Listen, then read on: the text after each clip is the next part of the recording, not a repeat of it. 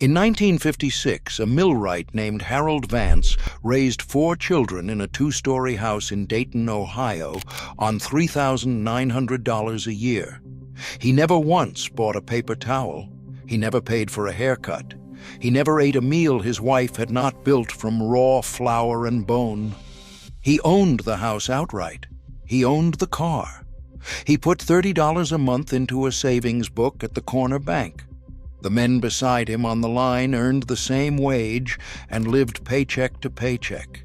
Harold did not. The difference was never the money. It was a list. A long, unwritten list of things he flatly refused to buy. They did not budget the way we do. They drew a line. On one side sat the few things worth paying for. On the other sat everything a family could make, grow, fix, or do without. That line held households steady through recessions, layoffs, and winters with no overtime. We erased it the moment credit made the far side feel free. It was never free. We only stopped seeing the bill. Number 23 saved the average family more than $90 a year and ran on nothing but wind. Number 9 is something nearly every kitchen now throws away by the fistful, and a housewife in the 1950s would not have let a single one through her door. And number 1, the rule sitting beneath all the others, kept more families out of debt than any raise ever did, and almost no one alive still practices it. These 25 refusals were not about being cheap. They were about being free. Free from the store, free from the next emergency, free from owing a soul. Hit that subscribe button. Let us count down the 25 things frugal people in the 1950s never spent money on. Number 25, paper towels. A roll of paper meant to be used once and thrown away struck a 1950s housewife as something close to madness. You wiped the counter with a rag cut from a worn-out shirt. A spill met an old dishcloth, rinsed and hung for the next one. A box of store rags would have run $1. Hers cost nothing, the afterlife of clothes already paid for. For a mother of 4 in a Cleveland kitchen, the rag bag was not poverty. It was a shirt earning its keep one last time. Every working-class home on her street kept the same bag under the same sink. They did not buy a thing to throw it away. They threw nothing away at all. Number 24, boxed convenience food. The new packaged dinners on the grocery shelf cost 3 times the price of what was inside them. You bought flour, not biscuit mix. You bought potatoes, not the boxed flakes. A box of instant mashed ran 19 cents. 5 pounds of real potatoes ran the same and fed the family a week. A young wife in Indiana turned a dime of dried beans and a ham bone into supper for 6. Across the early 50s, those convenience boxes flooded every store in America, and the careful homemaker walked straight past them. They paid for food. They refused to pay a company for cooking they could do for free. Number 23, the clothes dryer. The wet wash went out on a line strung across the yard in every season, summer sun or January wind. An electric dryer was among the hungriest machines a house could own, $90 a year in today's money. And most families simply never owned one. A Pittsburgh mother learned the order of the line from her own mother. Sheets out first, work clothes in the middle, Sunday best hung just so. By 1955, the dryer was the appliance every salesman pushed hardest, and the frugal household quietly declined. They dried the wash with the day. The day never sent an invoice. Number 22, eating out. A restaurant meal was not a habit, it was an event, kept for a wedding or a funeral. You ate at home 3 times a day because a home plate cost a fraction of a diner's. The blue plate special ran 85 cents downtown. The same meal cost $1.25 at your own stove. A factory man in Detroit carried a packed lunch pail for 30 years and never felt he was missing anything. In an era before the drive-through, eating out was rare enough that families remembered each one. They did not eat out to celebrate. The home table was the celebration. Number 21, store-bought cleaners. The cabinet under the sink held no bright bottles. It held vinegar, baking soda, ammonia, and a bar of soap. Vinegar cut grease and shined glass. Baking soda scoured a pot. A nickel of ammonia in a bucket cleaned a whole house, where branded sprays ran 50 cents apiece. A homemaker in Akron kept one shelf of plain ingredients that did the work of a dozen labeled products. Her mother had cleaned the same way, and her grandmother before that, long before a single spray bottle existed. They did not buy the name on the label. They bought what was inside it, plain. Before we go on, I made something special for you. Guides for people like us who still believe the old ways mattered. They're the forgotten money habits our grandparents lived by, tricks that could save you thousands a year. But this knowledge is disappearing. And once it's gone for good. I've put together 2 books for you, plus a free bonus. Scan the QR code on screen now, or click the link below. I'll wait right here. Number 20, new furniture. A young couple did not finance a living room set. They took what was handed down. A grandmother's table, an aunt's rocker, a bed that had held 3 generations. All of it arrived free and built to outlast them. When a cushion wore through, you recovered it with $2 of cloth, not a payment plan. A newlywed in St. Louis furnished a whole house from family attics and a second-hand store for under $50. In a decade when installment credit was first being sold door to door, the careful couple refused the contract. They did not buy a room, they inherited one. Number 19, greeting cards. A folded piece of printed cardboard, read once and thrown out, was not something a careful family paid a dime for. You made the card by hand, or you wrote a real letter. The children drew grandmother's birthday card in crayon, and she kept it 40 years. A penny postcard carried the same words for 1/10 the price. A mother in Toledo had her children make every card the family ever sent. Long before the card aisle stretched the length of a store, sentiment was something you wrote, not something you purchased. They did not buy feeling by the box. They made it, and it carried further. Number 18, bakery bread. The bread came out of the oven, not off a shelf.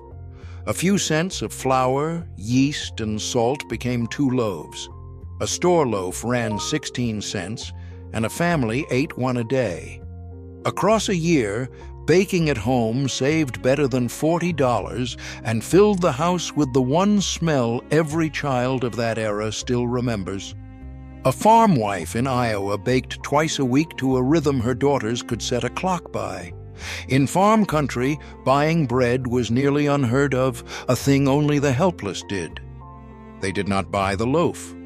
They made it rise. Number 17, paid haircuts. A trip to the barber was a luxury for the man of the house, and even that was rare. The hair cutting happened at the kitchen table, a towel pinned at the neck, clippers bought once and used 20 years. A barber charged 75 cents a head. 4 boys would have bled $3 a month from a tight budget. A mother in Buffalo cut every head in her house, her husband's included, on the back porch each Sunday. That porch chair served the same purpose on every street in working-class America. They did not pay a man for what scissors and a steady hand could finish. The chair was free. Here is what gets lost in the arithmetic. None of this was misery. The line these families drew was not a wall built from fear. It was a quiet competence, almost proud of itself. A woman who could feed 6 on a few dollars, dress them from a sewing machine, and cut their hair on the porch did not feel poor. She felt capable. That is the part we surrendered first. We did not only buy the paper towels and the boxed dinners and the haircuts, we bought the idea that we could no longer do these things ourselves. Convenience did not just cost us money, it cost us the knowledge that we were enough without it. The store needed us to forget we had ever had hands. Number 16, babysitters. No one paid a stranger to mind the children. The family minded its own. An older sister watched the younger ones. A grandmother lived down the street or in the spare room. Neighbors traded an evening with no money changing hands. Where a hired sitter would have cost 50 cents an hour, the budget did not have. A mother in Columbus never once paid for child care across 4 children because the whole street was the child care. In a tight-knit 1950s neighborhood, every porch was a watchtower. They did not hire out the raising of their own. The block did it for free, and the favor always came back. Number 15, ready-made clothes. The family wardrobe came off a treadle machine, not a department store rack. A dress pattern cost 15 cents and made a garment again and again. The cloth ran $1 against a $4 store dress. A mother in Tennessee could cut a school dress from memory in an evening, and it outlasted anything bought. Flour itself came in printed cotton sacks, chosen for the pattern, sewn straight into the children's shirts. Mills knew it and printed those sacks prettier on purpose. They did not buy the dress. They bought the cloth and made it twice as good. Number 14, disposable razors. The man of the house shaved with one razor for a lifetime. A safety razor, bought once for $1, took blades you stropped and reused. A straight razor honed on a leather strap never needed replacing at all.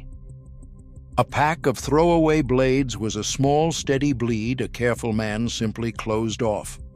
A steelworker in Gary shaved with the same razor his father had used before him, handed across a generation. The throwaway culture that would later sell a man a new blade every week had not yet taken hold. They did not buy a thing built to be discarded. They bought one good tool and kept it sharp. Number 13, new cars off the lot. A frugal family never drove a new car home. The moment it left the lot, it shed 1/3 of its value, and they let another man absorb that loss. You bought used, paid cash, and a man who set his own points kept it running 15 years. A new sedan ran $2,000. A sound used one ran $400. A foreman in Flint bought one careful used car a decade and never made a payment in his life. Even in Detroit, the town that built the new cars, the wise families bought the old ones. They did not buy the smell of new. They bought the transportation and skipped the depreciation. Number 12, bottled drinks. The icebox held no soda and nothing bottled. You drank water from the tap, milk from the farm, coffee from the pot. A bottle of pop cost a nickel and offered nothing the tap did not, beyond sugar and a price. For a family of 6, a soda habit was a quiet $1 a week that bought no nourishment at all. A mother in Wichita made lemonade by the pitcher all summer for pennies. As the bottling companies blanketed the country with advertising, the careful household stayed with the tap. They did not pay for water in a bottle. They turned a handle and drank for free. Number 11, store-bought gifts. A gift was made, not purchased. A knitted scarf, a jar of preserves, a wooden toy whittled by lamplight, a tin of cookies, each carried a whole winter of intention no bought thing could match. A handmade present cost $1 in materials and a week of evenings, and the evenings were the gift inside the gift. A grandfather in Maine carved every grandchild a toy each Christmas, and those toys outlived him by 50 years. Across hard country, a store-bought gift was almost an insult, proof you had not bothered. They did not buy affection wrapped in paper. They built it by hand and gave away their hours.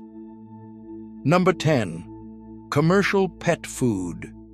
The dog and the cat ate from the kitchen, never from a bag. Scraps, trimmings, bones, the gravy left in the pan. The animals lived on what the family did not. A bag of commercial feed cost 40 cents to throw away good scraps and then replace them. A farm dog in Nebraska worked every day and ate the ends of every meal and lived to 14 on it. Tinned pet food was a brand new invention then, and most families saw no reason on earth to buy it. They did not pay for 2 dinners, one for the family and one for the dog. The scraps were the dog's dinner. Number 9. Paper napkins. A stack of paper to wipe your mouth once and discard had no place at the table. The napkins were cloth, washed, folded, and used for years.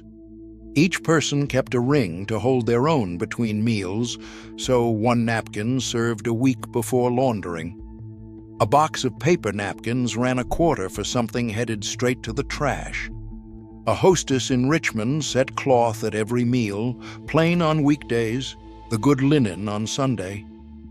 The cloth napkin had dressed American tables for a century before paper tried to replace it. They did not buy paper to throw it away. The cloth came back to the table, clean, again and again. Now set the 2 columns side by side. The average American household today carries thousands in revolving credit and a car payment that simply never ends. We measure how well we are doing by what we can buy, which is only a gentler way of saying by what we can borrow. A 1950s family measured it backward by what they owed, which they fought to keep at 0, and by how long they could last with no paycheck, which they wanted to be a year. This is not nostalgia, and the habits were not charming. They were correct. The arithmetic of spending less than you earn has not shifted in 70 years. We did not outgrow these refusals. We were sold the notion that needing them was shameful. They kept reaching for the same plain tools. We set ours down and called it progress. Number 8. Lawn and repair services. No one paid a man to mow the grass or fix a faucet. You did it yourself, and you taught the children to do it. A dripping tap took a 10-cent washer and 10 minutes, not a $40 service call. The lawn met the family's own push mower on Saturday morning. A homeowner in Minneapolis kept a shelf of spare parts and a worn repair manual and called a tradesman maybe once a decade. The 50s man was expected to fix his own house. Helplessness was the embarrassment, not the wrench. They did not pay for what 2 hands and a little patience could finish. The labor was the price, paid in sweat. Number 7. Brand names. The label on the box meant nothing to a careful shopper. You bought the plain flour, the store soap, the unmarked can, because the contents were identical and the price was half. A name printed on a package was a tax on vanity, and the Frugal family refused it. A mother in Sacramento filled her cart with the cheapest version of every staple and trimmed a quarter off the grocery bill doing it. In the decade when brand advertising first roared into every home through television, she kept her eyes on the price tag alone. They did not pay for the name. They paid for the thing, and the thing was the same. Number 6. Paid entertainment. A family did not buy fun. They made it. The evening was a radio program everyone gathered for, a deck of cards, a library book, a front porch visit with the neighbors. A movie ticket ran 50 cents a head, and for a family that was real money spent on one afternoon. A father in Oregon read aloud to his children every night from library books that cost nothing at all. Before the television sat in every parlor, amusement was something a household built, not something it purchased. They did not buy their own entertainment. They made it out of one another for free. Number 5, store-bought snacks. The cupboard held no bags of chips and no boxes of cookies. The snacks were made, or they were fruit. A handful of nuts, an apple, a cookie from Sunday's batch. Pennies against a quarter for a packaged treat. A box of crackers was money spent on air and cardboard. A grandmother in Kentucky kept a cookie jar she refilled every week, and no child on her street ever went without. The snack food aisle, as we know it, barely existed yet, and what little there was, she walked past. They did not buy snacks in a bag. She baked a batch, and the jar stayed full. Number 4, new tools. A workman did not buy new when used would do. Tools came from estate sales, pawn shops, and the backs of other men's sheds, bought for a fraction and just as sound. A good hammer or hand plane was already broken in and would outlast its owner. A new plane ran $4. A better used one ran $1. A carpenter in Ohio built his entire kit from second-hand finds and his father's handed-down tools, and bought nothing new in his life. In that trade, a man's tools were inherited, not shopped for. They did not pay full price for the shine. The used tool worked exactly as well at a quarter the cost. Number 3, coffee bought out. The coffee was made at home, percolated on the stove, carried to work in a thermos. A cup at the diner cost a dime, and a man who bought one every workday spent better than $30 a year on what a pot at home gave him for almost nothing. A machinist in Toledo filled his thermos each dawn and never bought a cup out across 40 years on the job. Long before a coffee shop stood on every corner, the thermos was simply part of the lunch pail. They did not pay a dime for what a nickel of grounds made at home. The thermos rode along, and the dime stayed in the pocket. Number 2, anything bought on impulse. Nothing came home that had not been thought over first. Before any purchase beyond food and necessity, you waited. You slept on it. A want that had vanished by morning had answered itself, and most wants did not survive the night. A passing urge cost $10 in a weak moment, and nothing at all in a strong one. A father in Baltimore held the rule so firmly that his children grew up believing every object in the house had earned its place. In an age before easy credit made wanting and buying the same act, the pause was the whole defense. They did not buy on feeling. They bought on thought, and thought was cheaper than regret. Number 1, anything they could make, grow, fix, or do without. This is the entire list compressed into a single sentence. Before a 1950s family spent $1, they ran one test: make it, grow it, mend it, borrow it, do without it. Only when every one of those failed did the money come out. It cost nothing to ask, and it saved everything. It was not a trick or a system. It was a reflex, drilled so deep that spending was the last resort, and never the first. A millwright in Dayton lived his whole life by it and owed no man a dime. The price on the tag never mattered.